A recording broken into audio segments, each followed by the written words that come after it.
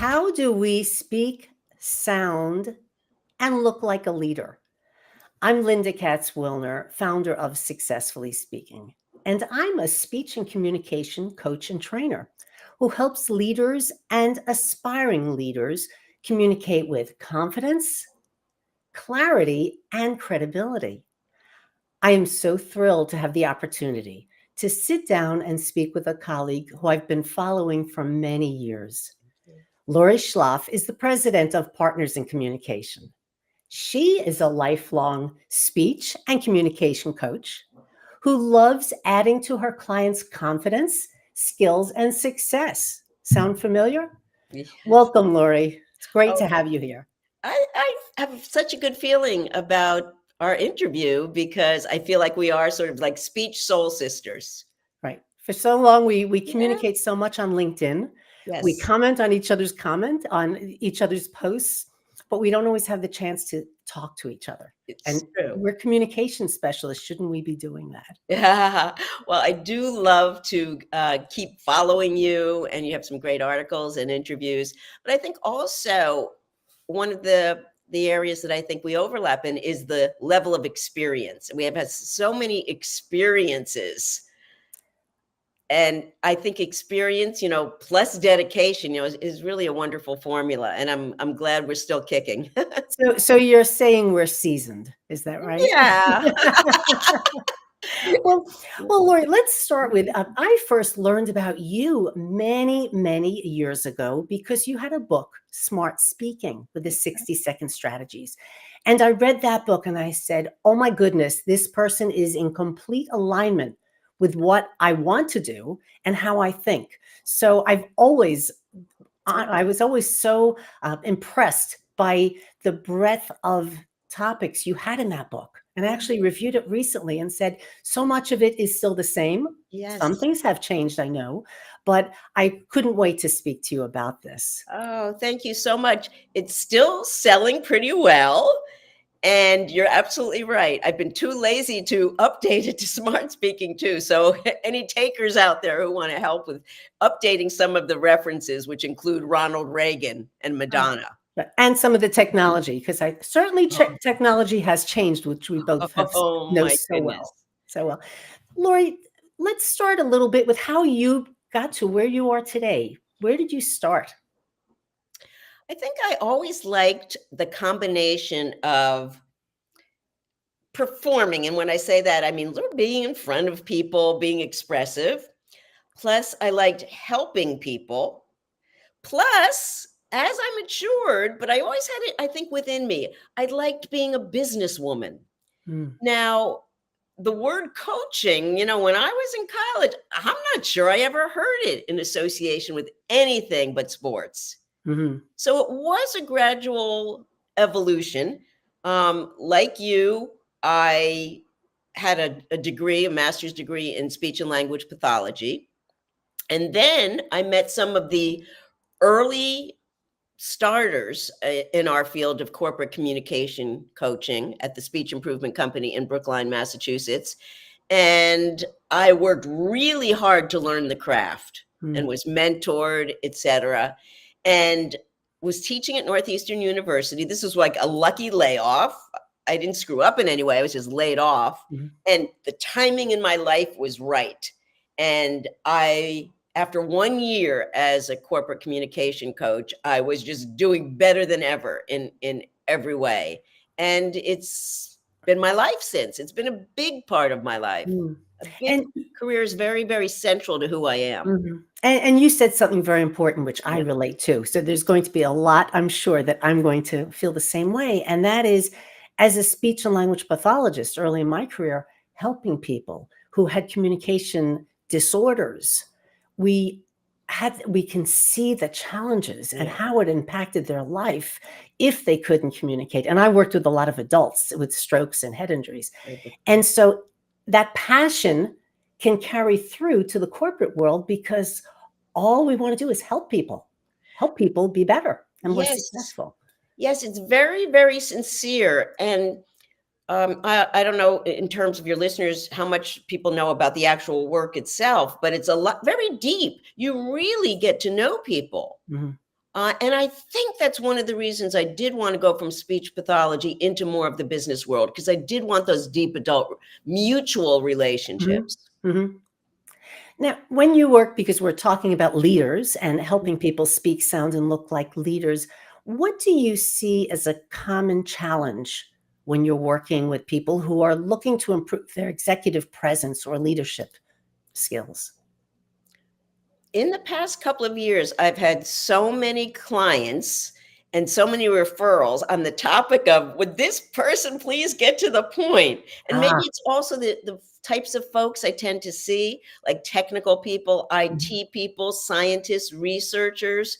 And also, and please weigh in on this, Linda, are people more impatient? The title of my book back in the 90s was Smart Speaking 60-second strategies, and just recently people said you were ahead of your time. Right. Yeah, we don't want the message to be very, very long, and I'm glad your chapters are very, very short. So that comes up a lot. So I do enjoy helping people craft the message.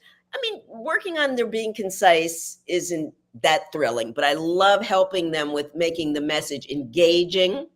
I have a technique called the 4 E's, which I'm happy to share with your listeners, Mhm. to help them to include interesting content as well. But getting to the point and using the timer on Zoom or whatever to Mhm. time yourself, because the average contribution at a meeting is around 20 to 30 seconds if you're a participant. And I always think of the acronym BLUF, the bottom line up front, because I think a lot of people in the science world or the medical world are so used to explaining the background and setting the stage before they give their conclusion. And when they're speaking up in leadership, leadership doesn't have the time for all that. Absolutely. So you're bringing up a very good point, which is helping people to be able to flex Mhm. their style, their wording, obviously the level of the jargon Mhm. and professional vocabulary, depending on who you're talking to. And of course, let's face it, in the business world, what the leaders think of your communication can really affect your career. So, Mhm. yeah, preparing for those executive meetings, board meetings, one on ones, very important. And knowing your audience and the style of that leader, because then you have to learn how to adapt, like you said, to flex to what they're looking for. Maybe they do want the backdrop, the whole background, but Right. if you know that they don't, then don't give it. You're bringing up a good point, which is, and it can take bravery. Don't be afraid of asking the leader. Mhm. Mhm. Right. Ms. Leader, how do you like to be communicated Right. with? And leaders usually like that. They I don't would expect think. you to be a mind reader. I would think, because you're taking the time to learn about that person, just like you take the time to learn how to pronounce a person's name. It just shows you care.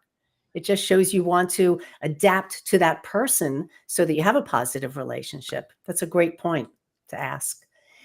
Now, Laurie, I know you talk a lot about style words, and I love that. I love that whole concept. Can you explain a little bit about that? So, style words are the words you'd like other people to use after they've seen you in a communication situation. And I ask clients to pick two. And I'm going to get slightly deep here. I'm actually going to refer to Aristotle's methods of persuasion. So, Aristotle talked about several methods of persuasion, but one is called logos, appeal to the brain or the intellect. Mhm. So, a style word could be smart, knowledgeable, expert. You've certainly deserved that one. And then pathos, appeal to and through emotion. So, appeal more to the heart. So, confident, calm, approachable. And I asked people to come up with two, because if you came up with 22, then it's too all over the place. Mhm. But if you have two style words, don't worry, I won't put you on the spot unless you have them. Mhm. Then you charge yourself, you hold yourself accountable for living up to them. So Mhm. let's say one of my style words, which is true, is approachable, Mhm. but I'm cranky that day for whatever reason. Mhm. What I heard from the IRS, I have a headache. I haven't lived up to my style word, and I Mhm. hold myself accountable and try to rewind and figure out how could I have come across better Mhm. in terms of being approachable. Right. And So one was approachable, which is one that I would use as well because we want people to approach us. What was your second word? The second one is the one I slyly suggested for you, which is expert. Mm-hmm. So I feel we've earned our stripes. Mm-hmm. That's interesting because I initially thought competent, which is like expert, competent, approachable, but I feel passion is because I'm so Great. passionate about what I do It's that a I feel like great that one. has to at least be a third one. You're allowed. You're Somebody allowed. so passionate, but people get that. Yeah, yeah, If you yeah, show it, they get it. You don't have to yeah. explain that, I think. Now, when we talk about there are so many public speaking coaches all around the country, all around the world, and These people have days. different approaches. Yeah. And one of the common things you often hear is get rid of those word fillers, which we all use to some degree and is always a challenge for many people. What are your thoughts about how much should you address word fillers? So fillers like and you know, which we also call vocalized pauses, which I love that term, Mm, vocalizing a pause as opposed to being quiet.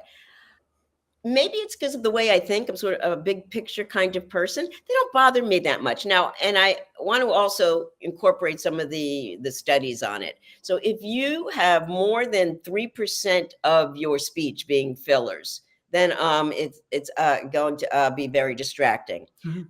But if someone uses it because they're thinking out loud or to link a thought to another thought, would silence be better? Most often, yes. But here's what I care about most, and you're going to totally relate to this as a speech person. I don't care so much about them, the ums and the ahs, as what's in between. That's fluent. Mhm. That the actual things you say are fluent. And then, okay, a little or it's not going to kill you. But that's an excellent point because it's where are those ums? And you mentioned, and I like what you said about vocalized pauses, but that's when it's at a pause and you keep your message together. But when you start to have them or the audience starts counting them, then you know there are too many Yes. because it is disrupting the whole message. And what they're hearing is the filler, not the content. Exactly. No, I'm totally with you on that. I think, and I would love you to weigh in. Maybe there's a little too much emphasis on them, and I think it's because they are something people can identify, like a word ending. Whether it's a T or a D or Mhm. well pronounced, or you know, it's also sort of safe to comment on as opposed to someone's facial expression or face contact. So yeah, I'm with you all the way. If it's distracting or annoying, Mhm. absolutely something to work on.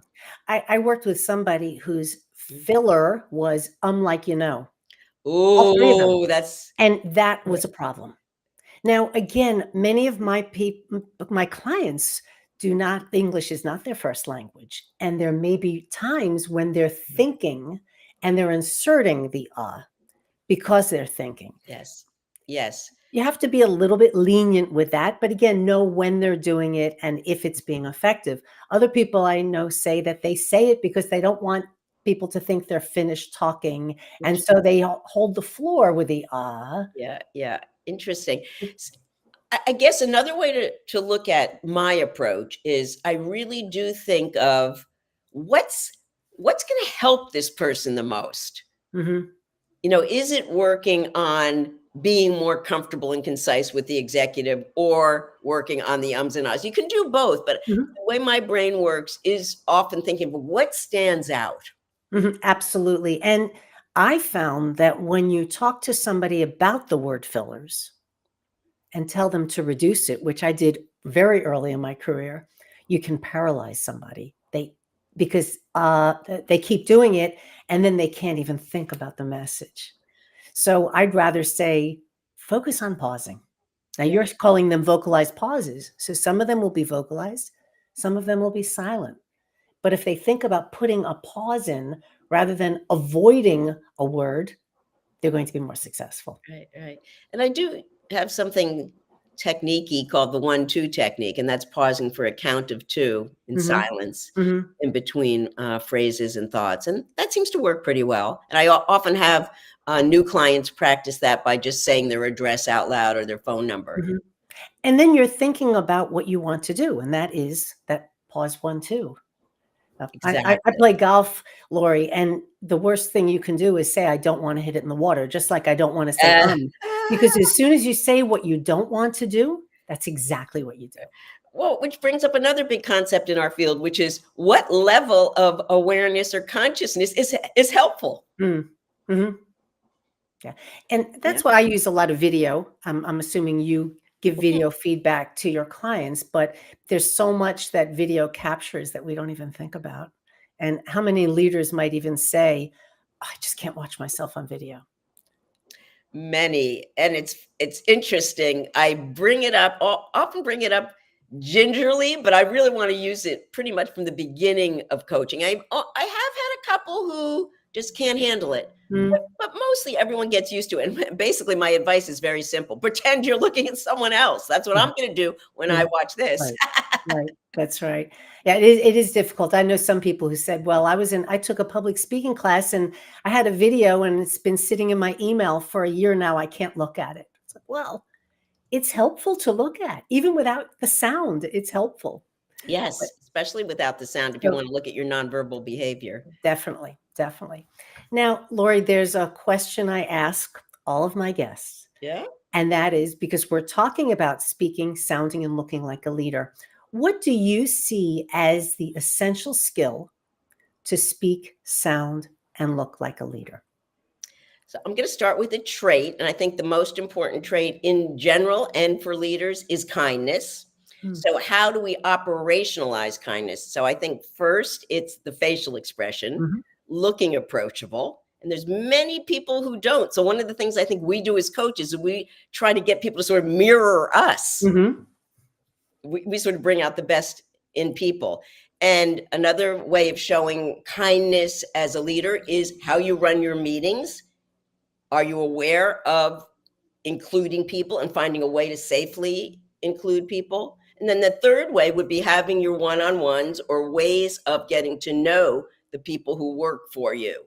And not only is kindness nice and feels good hormonally and every other mhm, way to the people who work for you and to yourself, it also helps retention, mhm, morale, and productivity. mhm. Oh, that's wonderful. And I'm always amazed that every time I ask people, I'm getting different answers from all of my guests. Wow. So That that's it might be wonderful. great to put that together, Yeah. like in a cl I'd love to see a clip of that. Yes, all different answers, and nobody has said kindness. They've said many other good responses, but kindness is something we sometimes take for granted. And if we are a leader who's not kind, or we have a leader that we report to that's not kind, we know how detrimental that is. Absolutely, absolutely. And Great someone could response be there. kind, but not let it show. Just like Right, in our other work, someone could be very bright about something, but you're not hearing from that right, person. right. But kindness, especially in today's world, is so important for everybody. Lori, how can people get in touch with you? Sure. Well, feel free to go to my website. And my daughter teases me. It's the longest name in the world. It's Partners in Communication Inc. Partners in Mhm. Communication Inc.com, and sign up for a consult. And I love I have clients texting me and all that, and I'm happy to give my number here in Florida. Okay, excellent, excellent. So, And LinkedIn. People can oh certainly yes, reach out that's to you on actually LinkedIn. the perfect way, and I'm so grateful to have an unusual in the last name, so it's easy to find me. That does make it easier, right? But Laurie Schloff, that's right. Yes, very easy. Lori, thank you so much for sharing this information. It's such a delight for me to speak to somebody of a kindred spirit who Yes. does a lot of the work that I do and has done it for many years successfully. So Yes, thank you so much. my pleasure.